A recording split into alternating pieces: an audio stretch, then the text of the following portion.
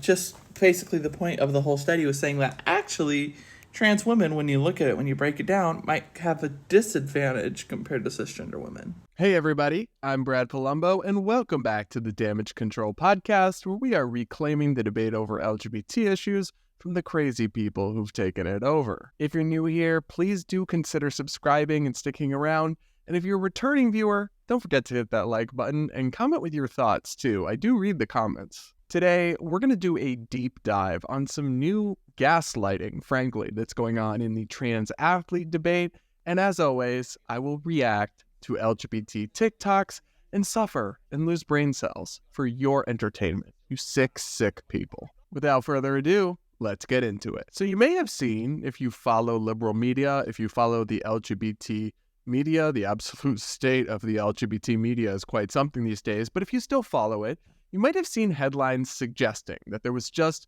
a landmark study showing that trans athletes, trans women athletes, so people born biologically male who go on to transition and then compete in women's sports, don't have an advantage after all. So there were headlines everywhere with this big story. We're going to break it down, but spoiler alert, the study is basically junk, and that's not even really what it found. But here's the coverage that we can go over. Here's a headline from The Advocate. Says, think transgender women have an advantage in sports? A new study disputes the idea. A new study out of the UK undercuts the idea that transgender women have an advantage over cisgender women in sports, and suggests that trans women are less like cis men than many suppose. The study was funded by the International Olympic Committee and conducted at the University of Brighton in England. It was published in April in the British Journal of Sports Medicine. The participants consisted of 23 trans women, 21 cis women, 19 cis men, and 12 trans men.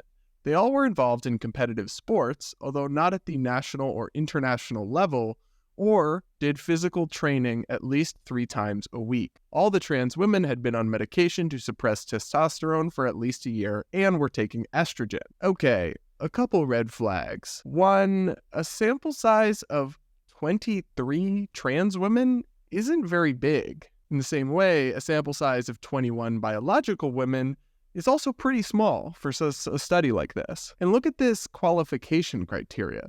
They all were involved in competitive sports, although not at the national or international level. Okay, so we're not really talking about elite athletes then, are we? Or did physical training at least 3 times a week? So just people who go to the gym a lot would be counted or eligible for this? Anyway, let's keep going. Trans women in the study had greater hand grip strength than cis women, but they had lesser jumping ability than both cis women and cis men, plus lower lung function and cardiovascular fitness than cis women. While longitudinal transitioning studies of transgender athletes are urgently needed, these results should caution against precautionary bans and sport eligibility exclusions that are not based on sport-specific or sport-relevant research, the study concluded. A key takeaway is that, quote, trans women are not biological men, end quote. Yanis Pidisaladis, one of the authors, apologies for the mispronunciation, told the New York Times. Some have criticized the study, claiming it was influenced by the IOC and that it deliberately used trans women who were less physically fit than cis men. But the authors emphasized that all participants met the same criteria for physical activity, and Pidisaladis told the Times that IOC officials did not pressure researchers regarding the outcome. So you get the idea. This study supposedly found that trans women don't have an advantage, and in fact, they may even be at a disadvantage compared to cis women, aka biological females. Of course, social media influencers and trans activists quickly ran with this because it kind of confirms the narrative they'd like to believe, so here's an example of that from TikTok. So the Olympic Committee finished a study on trans athletes where they found that transgender female athletes have greater hand grip strength, but lower jumping ability, lung function, cardiovascular fitness. Just basically the point of the whole study was saying that actually trans women, when you look at it, when you break it down, might have a disadvantage compared to cisgender women. And what this makes me think about is that if I were to ask you to name a trans athlete, you would probably say Leah Thomas because she's been in the news the most after she won one of the national NCAA swimming races. And this study says that Leah Thomas won the race, won a swimming event with worse leg strength and worse lung function and worse cardiovascular function. And of course, the study's over an entire population. We don't know what Leah Thomas herself looks like in these categories, but it helps indicate that, hey, maybe Leah Thomas just worked really hard to be successful at swimming. And she was a great swimmer pre-transition, so it's not exactly like this is a shocker. And maybe she just worked really hard to overcome not just the discrimination that trans athletes face, but also potentially the physical detriments that they also have. It's interesting. We also saw this study cited extensively on X, aka Twitter. A transgender politician and activist, Zoe Zephyr, tweeted, "Federal and state courts continue to call out trans athlete bans for being unconstitutional discrimination against trans people. Further, a recent study by the IOC found trans women often have a disadvantage compared to cis women." So we have this study being used by actual lawmakers to push policy changes. You sure would hope that this was a sound study rooted in respectable science and serious data analysis. You would be wrong, though. Before we get into all the details, just ask yourself if this passes the sniff test. There's something called the replication crisis in social science, where a huge amount of academic research, the results actually can't be reached by people who redo the study using the same data. Even though these studies are constantly cited in arguments and policies and the like, there is something of a legitimacy crisis going on in academia. Also remember that just a couple of years ago, a couple of anti-woke researchers wrote hoax papers that were intentionally absurd and managed to get a bunch of them published in supposedly serious peer-reviewed journals. So anytime you see a study, whether it confirms your priors or cuts against them, you should be skeptical. You should make sure that what you're looking at is actually legitimate science, especially when it's making a claim that just seems highly implausible. So everybody knows that when it comes to biology, males and females are different. It's not that one is better or one is worse, it's just different. And these differences manifest themselves in sports, and in that particular subset, most sports, males have a significant biological advantage on average. Men tend to be taller, faster, have lower body fat percentages, have bigger lungs, thicker bone density, wider wingspan. You get the idea. But we're being told that trans women who are born biologically male but do take hormone therapy that reduces their testosterone levels, although their testosterone levels are still elevated above those of biological women, would somehow have less of an advantage, would be at a disadvantage compared to cis women? How would that even make sense? That just flies in the face of intuition, of logic, of reason. If the claim was that there was no difference, maybe we could understand how that might be the case.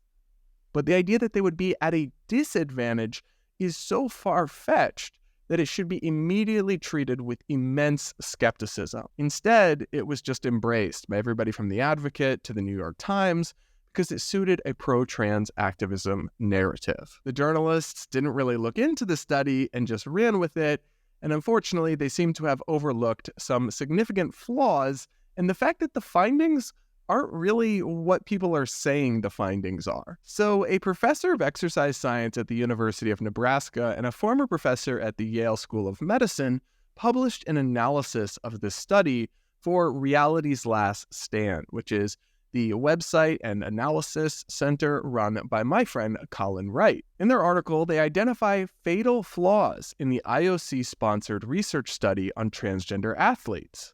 They conclude that on every relevant metric, the comparison groups were vastly disparate, akin to comparing apples to oranges. They write, although the authors and numerous media outlets are portraying this study as evidence that trans women, males who identify as women, can fairly compete against women, this is simply not the case. For starters, the trans women in the study were as tall or slightly taller than the average man, and weighed the same or slightly less than the average man. In the study, the trans women were 7.9 inches taller, 51.4 pounds heavier, and had 26.7 pounds more fat-free body mass than the women in the comparison group. Height, weight, and fat-free body mass all provide their own distinct advantages in numerous sports. And no matter how much they train, diet, and even use anabolic steroids, such as testosterone, women cannot increase their body height or fat-free body mass to that of comparably trained men, even men who suppress their testosterone. What they're saying here is that the male athletes, the transgender women, were still taller and heavier, and those weren't metrics cited in the outcomes that would give them a significant advantage in most sports. Although the authors claim that both the women and trans women were, quote, athletes, the authors provide insufficient information on the frequency, duration, intensity, or sports activity habits of the subjects to validate this claim. This alone should be a fatal flaw for this type of research, resulting in the paper being rejected by the reviewers and editor. But for some reason, it wasn't. Hint, it might have something to do with ideology. When you look into the details, it seems that this study essentially compared elite women athletes to transgender women who were just physically active or athletic, potentially. They write, compared to tables of physical fitness, the women in this study were stronger than 90% of women, had lower body fat percentage than 80% of women, and had aerobic fitness comparable to elite endurance athletes. So the women studied were appropriately classified as athletes. On the other hand, the purportedly athletic trans women had higher percentage body fat than 60 to 70% of men, and more body fat than previously researched non-athletic trans women.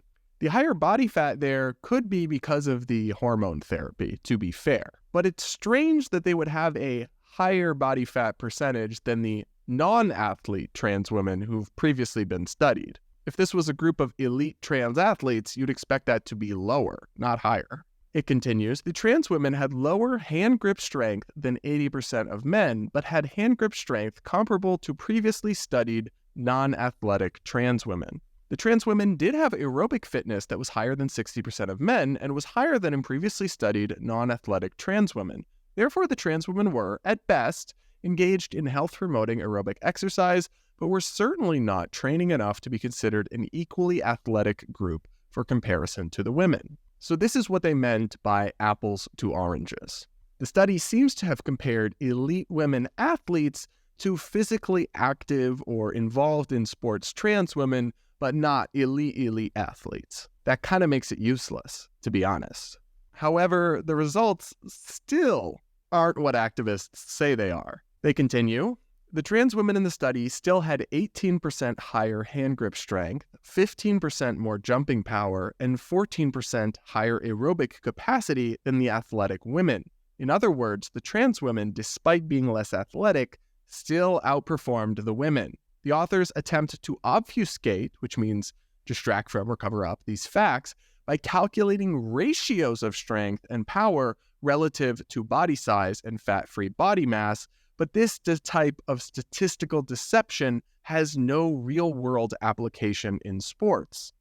If a 5'3", 134-pound basketball guard with a higher strength-to-mass ratio tries to drive the lane against a 5'11", 185-pound forward, the guard is probably not going to displace the forward enough to get an easy layup. What this means is they didn't just look at the objective capacity, which is what would actually matter in most practical situations, but they instead looked at the relative capacity of like lung capacity and these kinds of things and aerobic capacity relative to body size. Essentially, the biological women might be punching above their weight compared to the trans athletes, but if the objective output is still higher, that's going to manifest itself in an advantage in real-world sports applications. Here's another example of what that looks like in practice.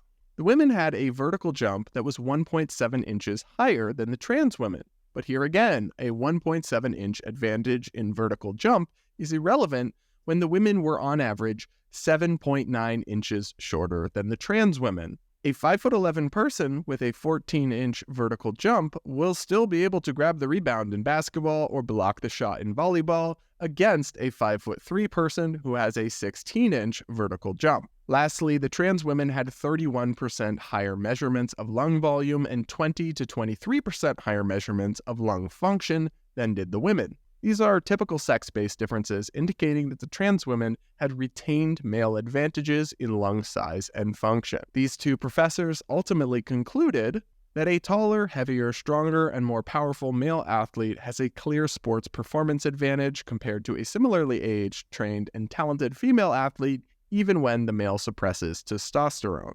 So what we have here is, once again, trans activists pushing junk science and low-quality studies to push narratives that are just obviously on their face absurd and not true. We can and we should continue to have a robust debate about what rules and what parameters will maintain sports equality and fairness while ideally allowing transgender people as much participation as feasible and as possible. But people really shouldn't deny objective biological reality or push junk science just to advance an agenda. But what do you guys think? Let me know in the comments if you were surprised, if you saw the original round of reporting about this study, and let me know. I mean, what do you think? How do we solve this issue or strike the right balance? And now it's time for everybody's favorite part of the podcast, where I put myself through pain and torture and react to TikToks from the alphabet people. Buckle up, hit that like button, and don't forget to subscribe. And now, prepare to lose some brain cells with me. Up first, this TikToker wants straight people to be afraid? Straight people are getting too comfortable. I said what I said. Some things are not yours to talk about, joke about, or say. And you should go back to being deathly afraid of offending people. So I actually think it's good if straight people are getting so comfortable around gay and lesbian people that they'll joke about stuff or talk about things that they previously would have been afraid to touch. Obviously, that should be done with taste and coming from a good place, not in a malicious way or a way that's really out of touch or inappropriate. But I think all people should be free to joke and discuss about all things within reason. And I can't possibly imagine wanting other people to be so afraid to speak or joke that they are afraid of being canceled. Like, why would you wish that on other people? Wish a state of self-censorship and fear onto your fellow citizens. And are you really naive enough to think that that wouldn't come for you too? Like, I'm sure this person is a cis lesbian or whatever. Okay, but what about when the people to your flank do outrank you on the oppression Olympics scale? When they start saying you should be scared to not offend NBs or to not say something that's a microaggression to indigenous people or whatever. Do you want to live your life in fear of offending people and having your life turned upside down? I sure as shit don't, so I wouldn't wish it on anybody else. And I seriously question why anybody would. But I don't know. What did you make of this one? Let me know in the comments. Up next, this trans TikToker is sick of your frickin' compliments, people.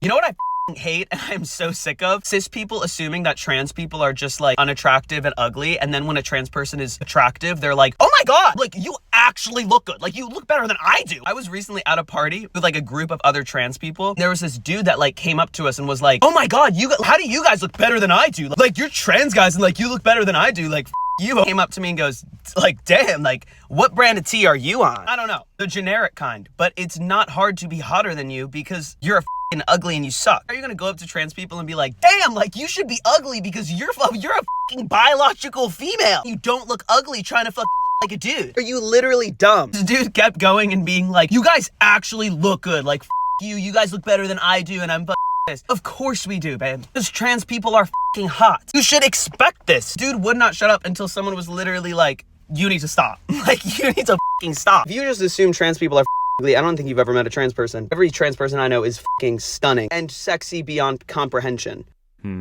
So that was a lot. First, I don't think the idea that all trans people are ugly is a very widespread notion at all. It kind of feels like you're beating up on a straw man. I certainly don't think that, and I don't know that I've encountered anyone who does. It actually sounds like you encountered a woke, cringe ally. But like, that's not transphobic right-wingers doing that. That's some liberal dude who was trying to seem really accepting and tolerant and was cringe and overbearing as a result. And like, poor you, he kept telling you how good looking you are. Like, I'm sorry, but of all the victim stories that people spin on TikTok, this is hardly the most compelling one. And the thing that kind of annoyed me about this video is that like saying all trans people are ugly is dumb, right? Because Trans people are just people. It's just a category of human being. So some will be good looking, some will be ugly, some will be fat, some will be skinny, some will be smart, some will be dumb, just like any other category of people, right? And this TikToker gets mad about over stereotyping one way and then immediately proceeds to do the opposite extreme. Like, no, not all trans people are hot or sexy or whatever you're saying. That is obviously demonstrably untrue. Just look at some of the people who make hate videos about me. But of course, like I said, some trans people are stunning, are beautiful, and some not so much. But it's just annoying to be mad about somebody generalizing about trans people and then respond by also grossly oversimplifying and generalizing about trans people. Like, pick a struggle and stick with it. But you can't have things both ways, at least not if your goal is to make any sense. This disturbing phenomenon where queer people, and I notice this in gay men specifically, will cross the threshold into acceptance by heteronormative society by and large, and then they will abandon everybody else that has not yet crossed that threshold. Like, okay, traitor. I would say overall, right now, it is more acceptable than ever to be a gay man. And so what happens is then we have another wave coming along of trans liberation. We are not in the gay rights era anymore. We are in the trans liberation era because our legislators are no longer attacking gay people specifically. They are attacking transgender people and transgender youth specifically. This is different than it was 20, 30, 40 years ago. But 20, 30, 40 years ago, there were anti-gay politicians that were making laws to bar gay men from getting rights, and lesbians. This person's a gay man, so that's what I'm talking about. But the political agenda was to erase queerness from society. Obviously, that didn't work because trans women of color led the gay rights movement, and now you're able to get married and you're able to adopt kids and you're able to walk outside in many, many, many places in the country and hold hands with another man and be okay. I can't go to the bathroom in my home state without fear of getting arrested. We're not the same. Okay, first off, please stop the bizarre, mythical gaslighting. Trans women of color did not lead the gay rights movement. That's something woke people made up. There were barely any people who even identified as trans at that time. There were a few drag queens who were involved.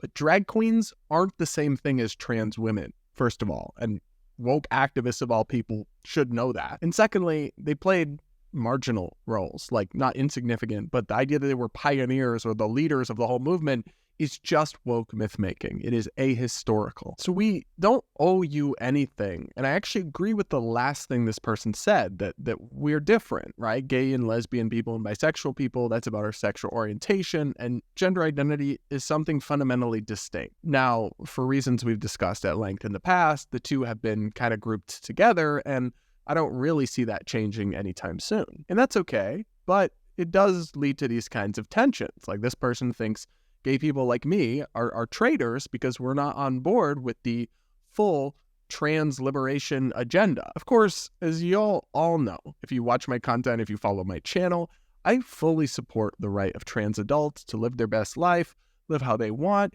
If this person really would get arrested for using the bathroom at home, although this person is non-binary, so I'm just confused. Like, wouldn't you just use the men's room? Like, I don't know. But if that was true, I don't support bathroom bills. Like, I've criticized that. I'm not on board with that. But I'm sure this person would still label me a transphobe or a traitor or whatever because I don't support children getting sex changes. And that's not the latest front in the fight for liberation. It's a disturbing experiment with unfounded medical treatments that I don't think kids that young can really fully understand or consent to the lifelong ramifications of. What about me being gay and being able to marry a man and adopt children and all that, important things, I agree, should shape my opinion on whether kids can consent to puberty blockers, or whether there's been enough peer-reviewed research on outcomes for it to be responsible to be prescribing those to gender-confused youth. The things just aren't connected in the way you're trying to make them connected. And that's because you're trying to short-circuit argumentation. Activists like this are essentially trying to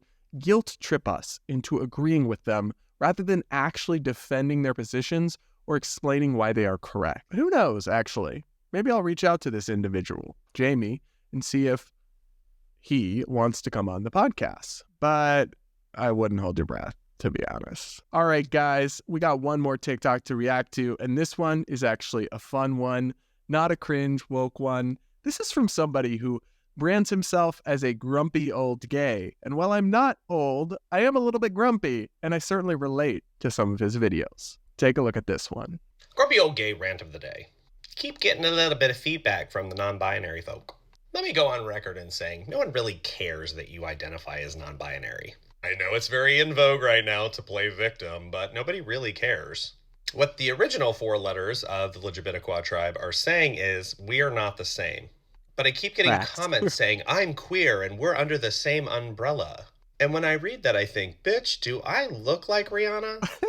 Who is the one who's mailing out invitations saying, please stand under our umbrella? Ella. And I know we're old farts and you don't think we know anything, but I used to attend a lot of protests in the 90s, to help give you the rights that you have now. Good times. But what a lot of people are concerned about is, what type of legacy are you leaving? What kind of detriment are you causing to those of us that just wanted the rights that we have now and we want to be left alone? Don't drag us up into your bullshit. Again, this is not your umbrella, Ella. If you guys were truly as, trailblazing as you think you are, then go create your own umbrella, Ella. The other thing is there some type of internalized misogyny that's going on? Because most of the people that are identifying non-binary were born with female genitals.